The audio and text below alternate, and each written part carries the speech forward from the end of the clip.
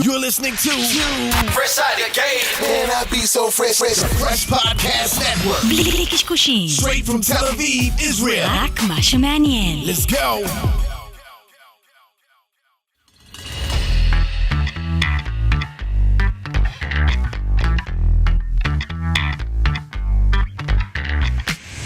Hi, my name is Hila Leizarovich. And I'm Ron Avon. We are two entrepreneurs from Israel, and we are on a journey to find out what makes entrepreneurs, investors, and CEOs Succeed or fail. and we hope to inspire your journey.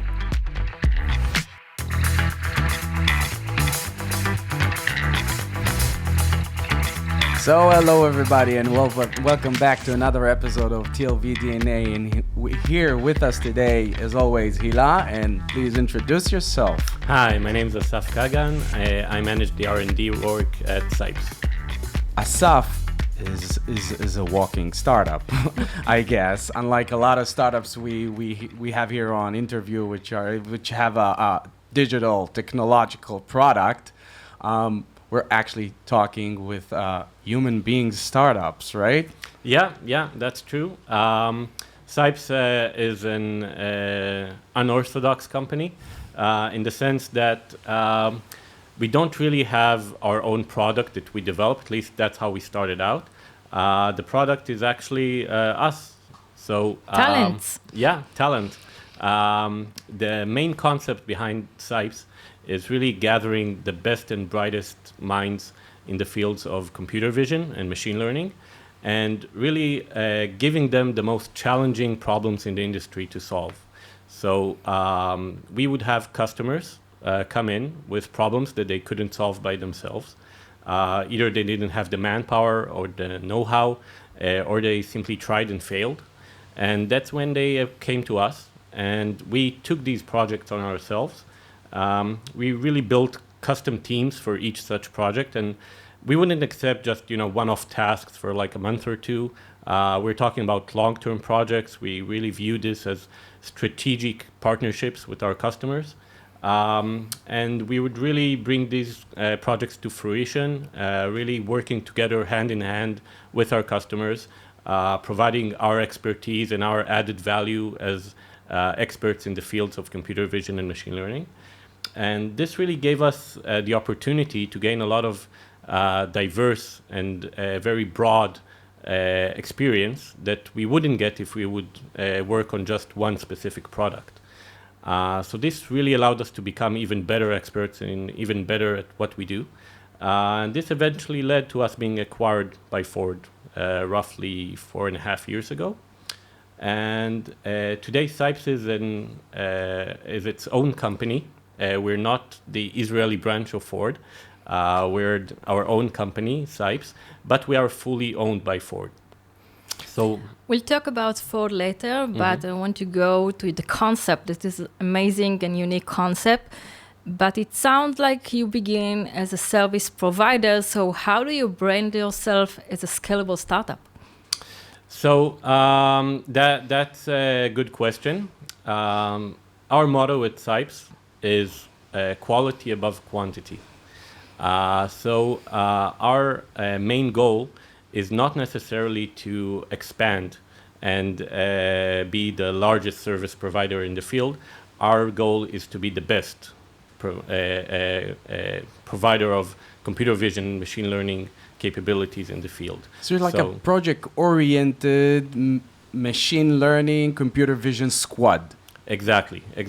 Kind of let's call it a boutique company where we're not necessarily hundreds of people working on it. We're a small, very dedicated, very let's say tailored to the tasks that we come across, and this allows us to really use our talents in the best way possible. Really focus what we do best, and really break grounds in fields where you couldn't do it otherwise. I mean, sometimes just putting more people on the problem is not what's going to solve it. You need the best people on the problem. So tell us how you formulate the team. What's the background? So that's a good question. Our personnel is very handpicked. We put a lot of effort into recruitment. We really look for the people who are the best fit for our needs. Most of our people are graduates of elite technical units in the Army and leading companies. Most have a very vast experience, come with already vast experience in the field, years of experience, PhDs, master's degrees, and so on. We on occasion do accept people who have less experience but do show very large potential. But that's our main focus, really bringing the best people we can find to really match our needs. And it's not just about experience and being smart. It's also about having the right attitude and the right approach, people who can learn new subjects really quickly and become special experts in these fields. And also are, go-getters, always hungry, always wanting the next big challenge, not afraid of tackling the most elaborate and most challenging problems. And this is basically what we're looking for. So a lot of the time when you try to search or find these people, it's more of a headhunt method. Correct me if I'm wrong. It's true. Though lately our reputation kind of precedes us and people are taking notice, and we already see people who are very anxious to come and work for us. And yes, but it's a very tough problem. Our screening process is very selective. So out of a huge amount of people we interview, only a very few fit exactly what we need. Again, there might be very talented people that might not make the cut, not because they're not smart, but because we're looking for the very specific nature that we want. Because as I said, we're a small company and we want to make sure that everyone really fits what we're looking for. Tell us about the first customer, the first challenge that you succeeded. We've had many customers over the years before the acquisition by Ford. But I think it would be most interesting to talk about what we do for Ford today, because there we're really working on, I think, the most challenging and interesting problem in the industry today. A lot of big players in this field, and this has the potential to be the next big revolution. Autonomous vehicles will change the world, I believe so. And we've had a lot of success in this field. I mean, our work today is very similar to what we had before the acquisition in the sense that we tackle different projects and diverse projects within that field. And today, I think there are a lot of open problems that are still open both in industry and in academia. They're unsolved. I mean, we don't yet see autonomous vehicles driving around without any limitations and without safety drivers and so on. It's still in the very experimental stage. So these are really the most, I think, challenging problems today in the industry. And we've had a lot of success in them. I can't elaborate exactly on where we are and what we do in very high detail, but I can say that we're working in fields like perception, which means identifying what's going on around the vehicle in real time with very high accuracy. I mean, you want to understand where there are people and vehicles, and you don't want to accidentally hit someone. Accuracy, important word. Yeah. Exactly, and the restrictions and the amount of accuracy you need to meet there is, you can't even make one mistake in, like, let's say 1 million miles. So that's the amount of effort that we need to put into these tasks. And today I think we're in a very good spot and leading the industry in the level of solutions that we provide. All right, that's great news. But before we actually go into that phase where you were acquired by Ford, there's a lot of entrepreneurs from all around the world listening to this episode. Let's go to day zero, or day zero for you in the company. Tell us about, the evolution, or how you started. And it relates to Hilad's question as well, where, the first boom was there and you cracked something and you understood that you have a certain methodology that actually works. Yeah, so that's actually interesting. SAIPS was actually a profitable company from its first year. I mean, very early on, we had projects lined up and customers. Very early on, we started to provide success stories for our customers. We had several projects in many fields, both in medical applications, security applications, gaming applications. So there is no one specific field that we concentrated on, but in each field that we had a customer in, and over time we had more and more customers, our main focus was to provide value as soon as possible. I mean, not just take these problems as a theoretical problem that we want to explore and spend like 5 years of trial and error and produce some kind of a paper out of it or something like that. Technological proof of concept. Exactly. Our aim was mainly to bring real value, production-worthy value, something that would be in the field and working as soon as possible, both to provide value and, of course, to get feedback also from being in the field and understanding what works, what doesn't work, and improving and extending it further. So that's been our focus from day one in each such project. And I don't think there is any one specific project that I can say was more important than others, but there was one project that stood above the others, as it was the one we put most of our effort in, and it was from really the very beginning of SAIPS. It's been our main project, and tell us what's unique about it.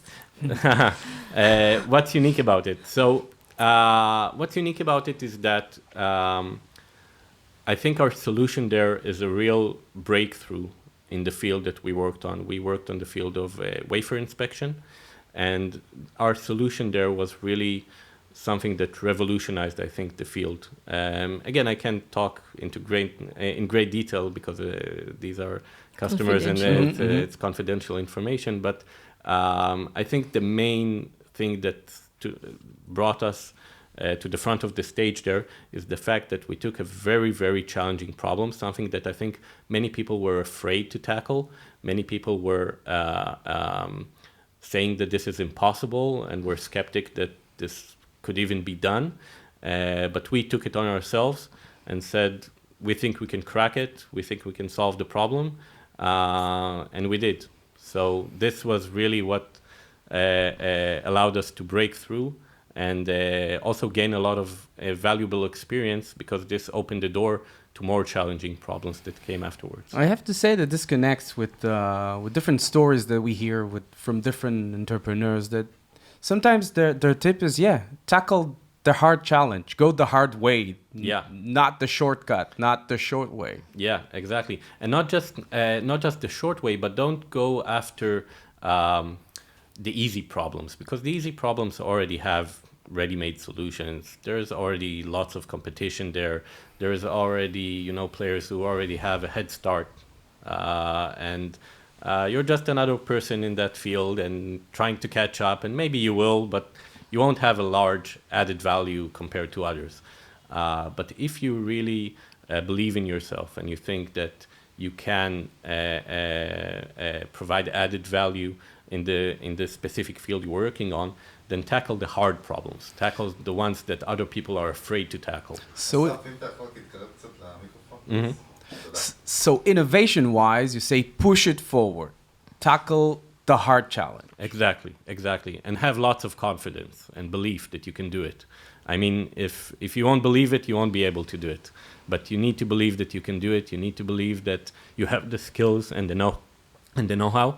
And you need to apply it in fields where you do have the skills and the know-how. I mean, you can't go after challenges that you without have appropriate skills. Without the appropriate background and the right kind of people to do the job. But if you do have the people in it that you believe in, then trust them that they can do the job, and trust in yourself and tackle the hard problems. Usually entrepreneurs are very passionate about their idea, but you come outsiders as a team and you give the company a competitive technological advantage, and they even sometimes get a patent on it, but then you go out, like doesn't it reflect a barrier balance?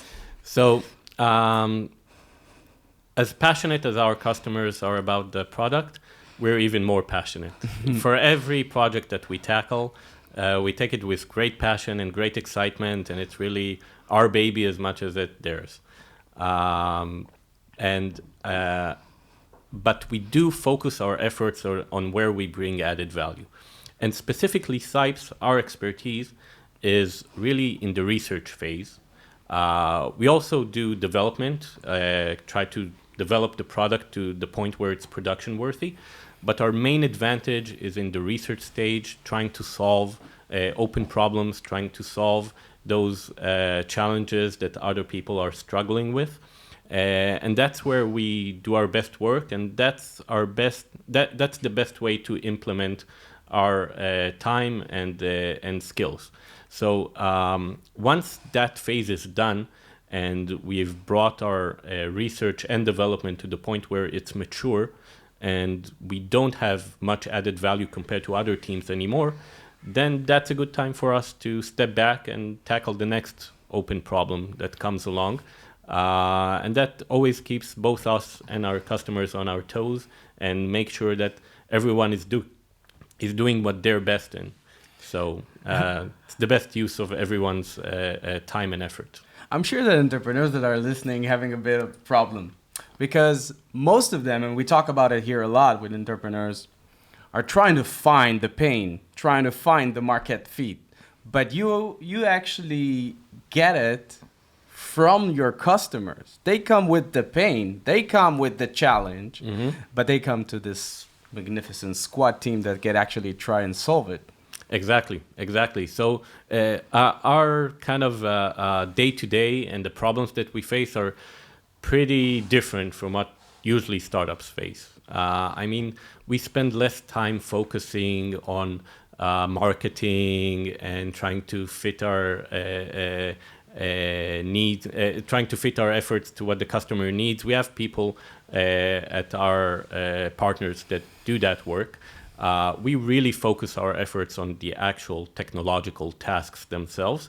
And again, I think this is the best use of everyone's potential and time. I mean, we have what we know we do best, and this is what we want to do. And over time, our customers and our partners learn to trust us and make sure that we really focus on what we can contribute in most. I have a specific question about the trust issue, because before Ford you work on many projects and it's confidential for each company, but you learn and you take your skill set and take it to another place. So how do you gain the trust?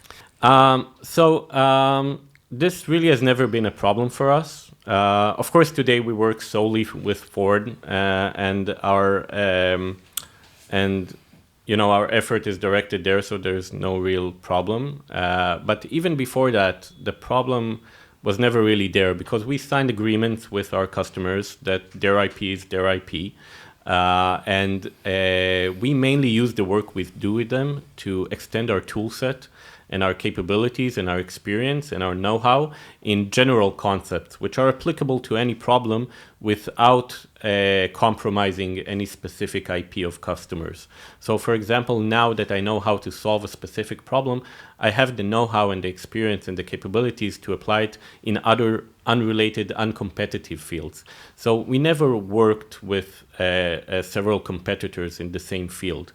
Most of our work was with customers who come from very different fields. I mean, if I'm working on a startup that has work on a medical application, they don't really care that I'm also working with another person who does AV work, autonomous vehicles. So they're not really competitors, so there's no real issue there. We do have, as I said, our experience that we built, so we might take methods that we've learned from one field to another, but again, as long as it's not a competition, it's not much of an issue. The fact that Ford bought you and now you're working only about Ford project, did it change the culture of jumping between projects? So Ford, we have to give a lot of credit to Ford, because Ford realized that the way we do things, our nature, is what helps us to succeed. And they allowed us to continue almost identically to what we were before the acquisition. I mean, our day-to-day is almost exactly the same. Our management is completely independent. We have our own tasks, and we have the freedom to manage them as we see fit. And this diversity in problems and challenges and projects that we face every day is actually what allows us to grow. Not grow in terms of adding more people, but grow in terms of extending our knowledge and really being the most comprehensive, I think, company in the field that does really end-to-end solutions from all different aspects of computer vision and machine learning. I mean, we could be working on one problem one day and another problem on a different day, which are completely different. And this is actually a very good thing, because this really allows us to be very accomplished and very well-versed in what's out there and what's new, and not just, stagnate and kind of just be on a one-track mind on one specific problem. And this, I think, is very important also to the people who come and work at SAIPS.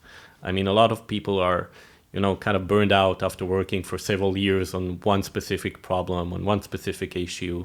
And, after a while, you start feeling that you're just, improving by just a very small amount, but investing a lot of time and a lot of effort. And what we do is actually very different from that, because each new project that comes along has a lot of room for improvement, a lot of room for potential. And this is much more exciting. So your journey, as you say many times, it was very different. But I am trying to figure out some similarities from other journeys we know about. And were you ever in a need for funds? Were you recruiting funds? Were you in rounds of investments during the first years? So as I mentioned, SAIPS was profitable from the first year. So we never raised any money. The first time we received any investment was the actual acquisition by Ford. Mm-hmm. So that was never an issue. And as I said also, we mainly care about quality and less about quantity. So we have a rather small group of people. We are slowly growing. We are extending our efforts today. But today we have the strong financial back of Ford behind us. So that's less of a problem. So during the journey, marketing-wise, was that worth to a year? I mean, people just heard about you, about that squad that could actually solve a lot of problems and came to you, or were you actually proactive marketing-wise and sales? Yeah, so both. We try to make people aware of our capabilities and our added value, both in terms of customers and in terms of people we wanted to recruit. But we mainly found that when recruiting people, we mainly found that people who brought their friends and people that they know is actually one of the best ways to get good people.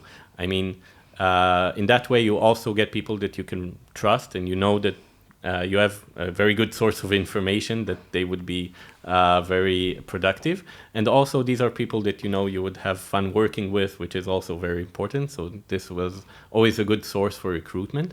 But as far as other proactive measures, we took some proactive measures, but I can't say that this was a very large investment on our side. Over time, our reputation was really one of our main goals, one of our main advantages in acquiring new products and new good people to hire. So if you need to describe a challenge that you felt on your journey, which challenge it would be? So we had several problems, several challenges. One is, again, recruitment. I keep repeating that, but it's one of the things we put most of our time and effort on, because once you have the right people on the job and once you have the best people on the job, then everything becomes much easier. But finding those people is very, very difficult. So This has always been one of our main challenges, and we've come to the point that we would rather not recruit someone who's talented if we're not sure, than accepting someone who is not sure and later on finding out that he wasn't a good fit. So that's, I think, one of our major challenges today, trying to find the best people possible. And of course, the competition is not easy. There are a lot of good companies out there, and SAIPS is still a rather small company yet. So I hope over time more and more people become aware of what we do and who we are, and it would be easier for us to introduce ourselves to candidates. So that has been one of our major challenges so far. And the other challenge, I think, is finding the right balance between research work and production. I mean, when we just started out, we had to gain the confidence, as you say, of our customers, not in terms of security and confidentiality, but more in terms of really getting the confidence that they would trust us with their most, important tasks, the tasks that are really at the core of what they do. So it was a bit challenging to gain their experience to get them to agree to us working on those problems, and specifically problems that they think are too hard to solve. So sometimes they would just say, "Don't work at this. It's a waste of time. We've tried this before. It wouldn't work. It's undoable. It's a waste of both of our time and effort." And we would try to convince them that that's not the case and that we were up to the task. When you do it for the first time, it's hard to convince someone. But after you've cracked 2 or 3 of these problems, then you have their confidence. And the next time they say, "Okay, SAIPS here, come and do this for us," and we trust you completely. So that's what we call reputation and branding. Yeah. Exactly. So sometimes the way to do it is actually trying to have a discussion and convince them. That doesn't always work. Sometimes we would actually invest efforts, without telling anyone. I mean, this wouldn't come at the cost of what we were already obligated to do, but we would spend all of our effort, all of our time, even some of our free time, to try and do things extra on top of what we were meant to do, things that nobody believed could be done. So we did them on our own time, under the table. And then when we came with the solution and we told them, "Here, it works," then this is really the best way to convince someone. You can say whatever you want. You can say you can do it. You can try and convince them. But once you show them you can do it, you have proofs. You have proofs, and then they trust you. I'm very curious about the journey. While you develop and you become a bigger company, is it always backed up on methodologies and operational policies, or were you actually developing tools for yourself during the time? So both. As I mentioned, the problems we're working on are pretty unique. We're trying to tackle really the unsolved problems, the ones that don't yet have any body of work behind them. So we always have to build our own tools, our own methods of operation, our own kind of aids that help us in our work, because each project is very different, each project is new. We don't have something that's very evolutional, that we spend from the first day at SAIPS until now. Every couple of years we get a new project, and then we need to build everything from scratch. So yeah, we spend a lot of time building our environment and kind of the supporting tools that help us do our work. But we keep a healthy balance, behind infrastructure and really getting the results. Again, these problems, once they are mature, they pass on to other teams at our customers that continue their support and the next versions. So we don't have a lot of interest in investing in very long-term infrastructure. Most of the work we do is really to support our research, and we always try to find the correct balance between investing in infrastructure that would make our work more effective and more efficient, and actually doing the work itself. When you have a challenge, so you check few different solutions. How do you decide quickly which solution to go and dive and which solution is not good enough? So that's an important issue. I mean, I heard a story once that R&D manager came to his company and to his workers, and he said, "I see you have 90% success. This means you have done something very wrong because you haven't taken enough risks." Not everything works for the first time. You have to take risks. You have to take chances. You have, especially when you're tackling very, very tough problems where there is no clear solution. You're not just doing technical work. You're really trying to solve new problems that don't have a ready-made solution. So when you do that, you need to first rely on experience. I mean, after a while, you get some intuition as to what works well and what doesn't. But other than that, as I mentioned, you really have to take risks. Not everything is going to work for the first time. Not everything is going to be, as efficient as you would expect it. Sometimes you hit a wall, and you have to understand that you've chosen the wrong path, and you need to circle back and take another one, and that's okay. As long as you realize it very quickly, and you are constantly checking yourself if what you're doing is really the best thing. Sometimes you have to take a leap of faith and say, I'm committed to this, I'm going to invest this and this amount of time that I'm willing to invest to explore this idea, but you have to take into account that it has some chance of failing, and you have to be ready for that, and you have to make sure you do have enough time to also explore other directions if this direction fails. So this is something you have to take into account in advance. You can't assume that everything will just work out of the box. So what kind of advice can you give CTOs that listen now? So my best advice is actually comprised of the two parts I just mentioned. First of all, take chances.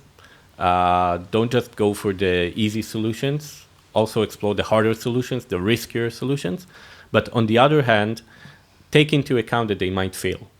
And always have a backup plan, always have other solutions that you are ready to explore if your first choice fails. And really make sure you have a good work plan ahead of you. And you plan the time out correctly so that when you take these chances, you also take the right buffers to have that safety net. So if that idea fails, you still have time to explore other ideas as well. So don't be afraid to take the riskier solution, but do have a safety net because some of them will definitely fail. I'm jumping again to the Ford era where you became a Ford company. And as you said before, they let you keep your culture. Mm-hmm. But then again, the table is full of Ford projects and challenges. Mm-hmm. Are you enjoying anything from that big name brand, Ford? Are you getting, their resources, their data? Is it something that progressed for you Mm-hmm. and got you to another levels as well? Yeah. So actually, there are a few things that we gained from working with Ford. First of all is the actual project itself. I mean, working on autonomous vehicles, as I mentioned before, is, I think, the most interesting problem in the industry today to work on.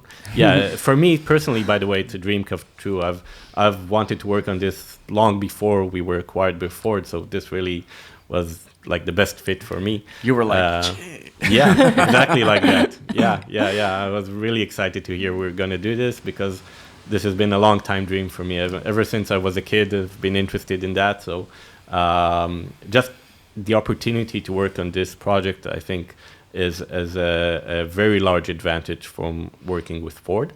The other is that Ford really knows what they're doing when relating to this field.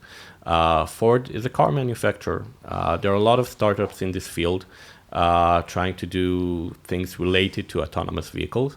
But there are not a lot of car manufacturers who are really serious about this project like Ford is. I mean, Ford is putting a lot of effort, a lot of investment in this. They're not just halfway in, they're all the way in. Because it's a race of time, who will be first? I don't think it's a race who will be first. Again, I think here it's more of a question who will be best. And also, even that is not that critical because it's very critical, but I think there's room for more than one player. I mean, you know, you have your phones, you don't just have iPhone, you also have Samsung and other manufacturers as well. So it's not necessarily a one-player market. There's room for others, but it's more about really being the best. It's really being the one who provides the best product and not necessarily the first. If you take shortcuts, if you cut corners and you don't do everything all the way through, then you won't have the best product. So we're not that concerned about really being the first. We're really concerned about making the product as best as we can. And Ford really knows what they're doing with that. Ford is a very trusted brand name in the US and all around the world. And they really have the very good practices and knowledge on how to develop these things. We as SAIPS bring to the table our expertise in the fields where we're best in. And this combination, I think, is a very, very good one. So from Ford, we get a lot of support, a lot of investment from their side, and very large teams that we work with that bring their own expertise in the fields where we don't understand anything about. You know, we don't come with any background in vehicle manufacturing and so on. So they really bring that side to the table, what they're very good at. And of course, they're very large manpower and support. And we at SAIPS bring our expertise and our added value. And this really creates very good synergy, I think. Each side does what it's best at, and together we want to provide the best combination possible. So when it comes to technology and autonomous vehicles, as Ila said, there's a race. There's a big competition at the moment. You know, the big names like Tesla and others that are doing it, like Hyundai and Kia. Mm-hmm. There's rumors about an Apple car and a joint venture with Hyundai doing it. How does this affect your day-to-day job? Is it really something that is on your radar, or you're just, you know, you're going your way, thinking out of the box the ways you always do? So the answer to that is, I think, a bit complex. Our day-to-day is not that much affected directly. I mean, we have our work to do, and we concentrate on our efforts and what we need to do. I think indirectly, this is actually a very good thing, because the industry really benefits from having the best minds in the world working on this project, exchanging ideas at conferences, you know, having the academia support this effort, and really just having lots and lots of people interested in that field around the world. And, you know, there's always also people who are transferring from this company to this company and so on. So there is some transfer of experience and knowledge, not, you know, necessarily giving out IP, which is confidential, but just having people who are well-versed in the field and speaking about it together, brainstorming together. Exactly. And I think indirectly, this is actually a very, very good thing. The more companies are involved, the more people are working on this problem. There's a lot of background work that happens that just everyone benefits from. So this is actually, I think, something that we benefit from greatly, but indirectly.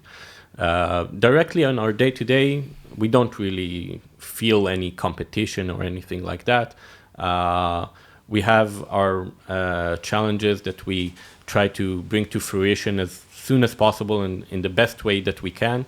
We have our own research that we do which is independent. We do have some collaborations, both with academia and other companies that Ford works with. I mean, Ford is not necessarily working just by itself without any collaboration with anyone else. It does collaborate with other startups, with other companies. So we work side by side along with them as well. I think overall, this is actually competition is actually a very good thing. You have at the moment, of course, with Ford, all the fund and utilities to develop, but entrepreneurs and CTOs that are aiming to their first seed investment, they don't have all this luxury. So how do you operate in this kind of environment? So that's interesting. I can't say I have a lot of experience in this field. As I mentioned, when I joined SAIPS, we're completely self-sufficient, and then the acquisition came along. So then it really became a non-issue.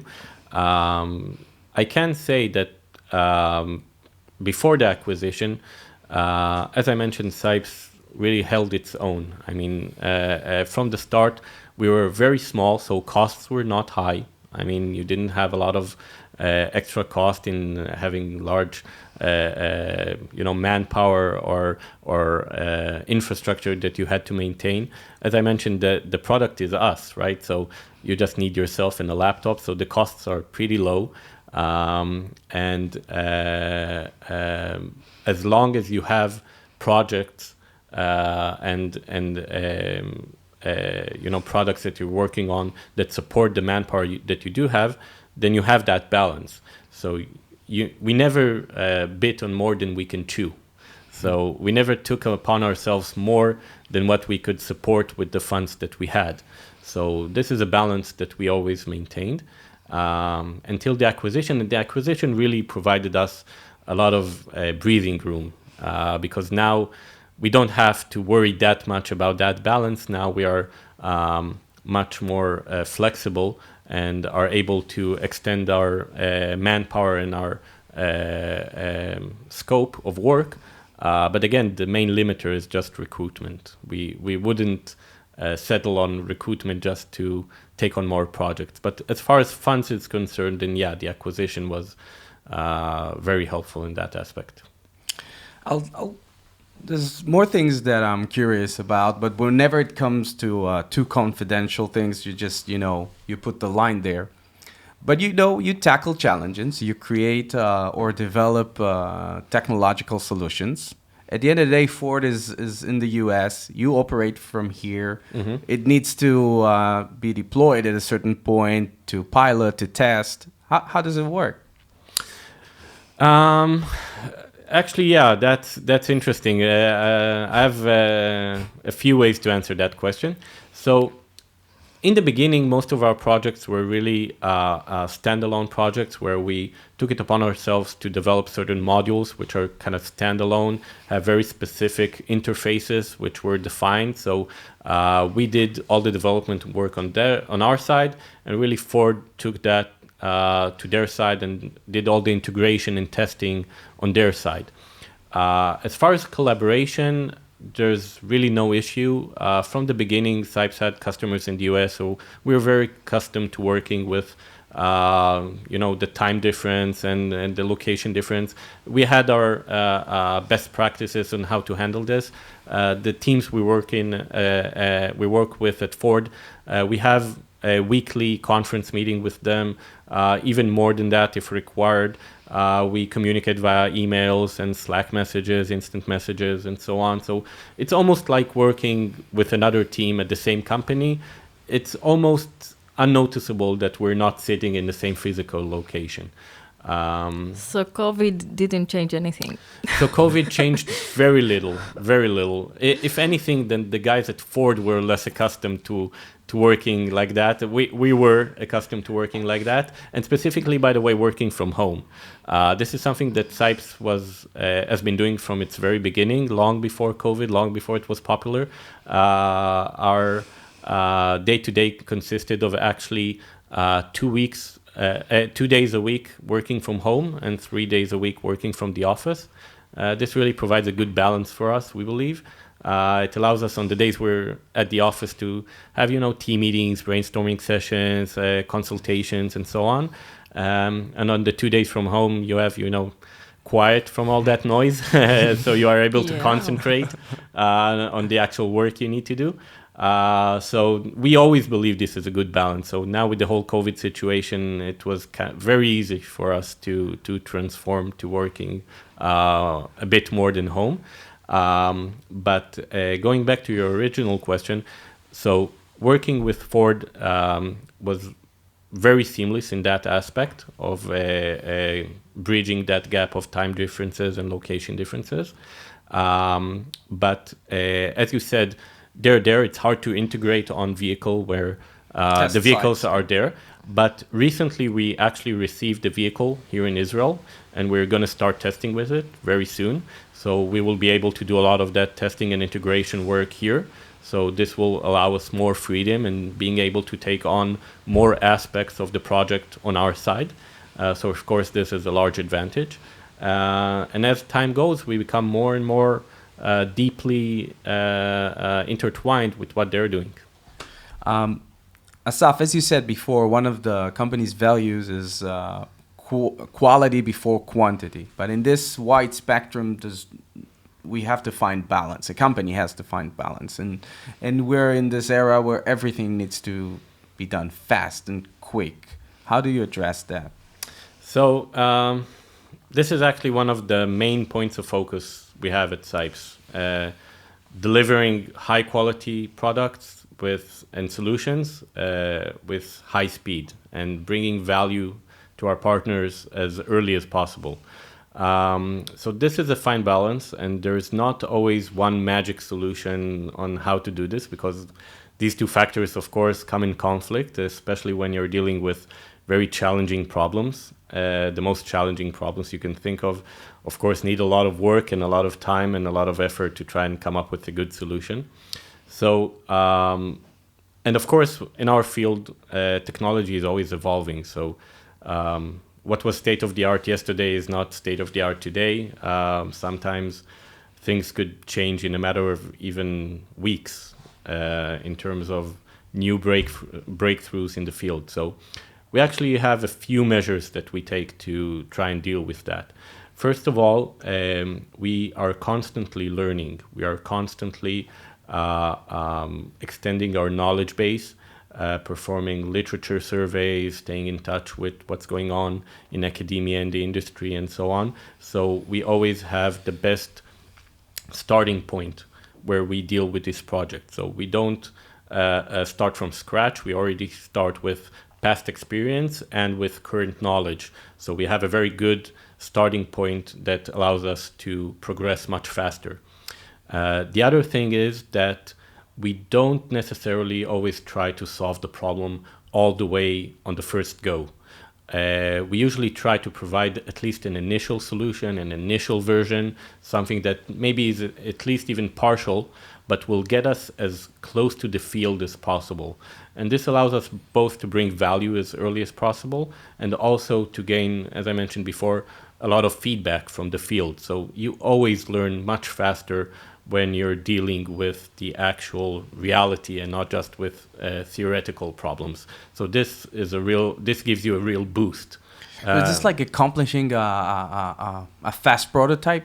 Exactly. Once you have a first prototype and you are able to get feedback and even an initial early production version or something like that, and you are able to get the customer feedback and people in the field feedback about what works well, what works not so good, where you can improve, where you can extend. And sometimes you do your own analysis on top of that. Sometimes even your partner itself doesn't really know what they're looking for, because the problems we're trying to tackle with are very new, very unmature. So sometimes they're not even well defined. So you have to work a lot with your partner to define the problem itself.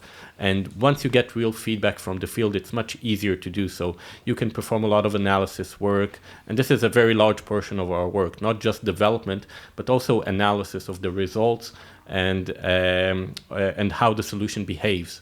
So this feedback is actually crucial, because this is what allows us to respond quickly and do very rapid back and forth iterations on improvements and extensions to provide more features, better features, and so on. So I believe this might be the best advice I can give anyone in the field about this issue. Try to get feedback as early as possible. Don't just go off and do, like a year or two of development before you start getting any information back about how it works. Try to get feedback as early as possible and understand where your problems are, where you're doing good, where you're doing not so good.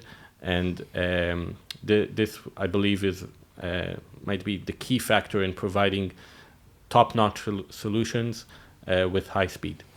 So in parallel to entrepreneurship worlds, he says, move fast, create a prototype / MVP, gain input, and continue. Yeah, you might find out that you were completely wrong and the direction you took might be completely off, but you won't know it until you get input. Until you get feedback. Yeah.